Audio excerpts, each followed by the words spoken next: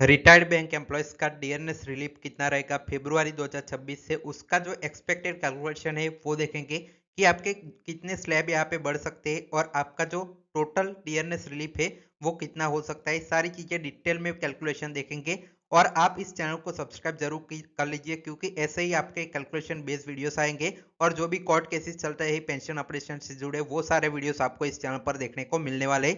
तो channel subscribe करना ना भूलें।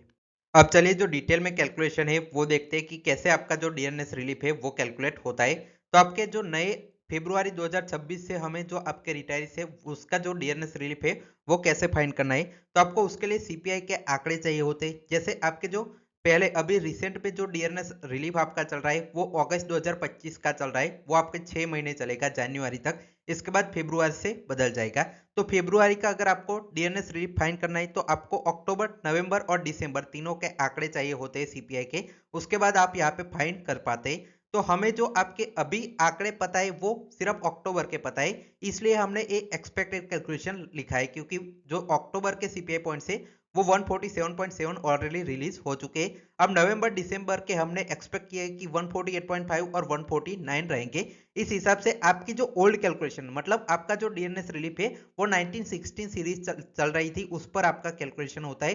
तो ये पूरी तरह से ओल्ड कैलकुलेशन के हिसाब से आपके जो अगस्त में सीपीआई के एवरेज आए थे इन तीनों महीने के, अप्रैल मई जून के, उसको आपके जो अभी आप फरवरी से हम एक्सपेक्ट कर रहे हैं उसके जो एवरेज आएंगे उसमें से माइनस करेंगे। तो ये हमने माइनस कर दिया, आप यहाँ पे स्क्रीन पर देख पा रहे होगे। तो माइनस करने के बाद जितने भी यहाँ पे जो सीपीआई के पॉइंट्स आ रहे हैं उसको 4 से डिवाइड करना है, मतलब जितने भी पॉइंट्स आते हैं उसको 4 से डिवाइड करेंगे तो आपके नए स्लैब है वो निकल कर आ जाएंगे। और अगर आपका एक प्लस में कैलकुलेशन आ रहा है मतलब जो स्लैब है वो इंक्रीज आपके हो गए। तो 70 स्लैब आप यहाँ पे देख सकते हैं कि 70 स्लैब प्लस में आ रहा है, मतलब आपके जो बैंक रिटायरीज है उनका डीएनएस रिलीफ में इतने पॉइंट का उछाल इस एक्सपेक्टेड कैलकुलेशन के हिसाब से हो सकता है। अब इस हिसाब से जो आपका एक्चुअल कितना परसेंटेज बनेगा वो देखते हैं।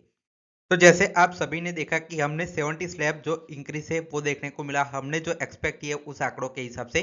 तो आपका 5 बीपीएस 6 7 8 9 10 11 बीपीएस तक आपका जो है वो एक कैलकुलेशन लागू होगा। अब आप जो 1 नवंबर 2022 के बाद जो रिटायरीज हुए हैं उनका जो कैलकुलेशन है वो 2016 की नई सीरीज पर होता है, तो उनका अलग से कैलकुलेशन में लास्ट में बताऊंगा। तो आपका 5 बीपीएस से 11 बीपीएस में 70 स्लैब अगर आते हैं प्लस होते तो आपका जो डीएनएस अलाउंस है वो इतने परसेंट यहाँ पे इंक्रीज होगा, मतलब 46.90 आपका 5 बीपीएस का होगा और आपका 11 बीपीएस का 4.9 होगा और बाकी का भी यहाँ पे देख सकते हैं। अब इस हिसाब से आपका नया कितना हो जाएगा चलिए देख लेते हैं।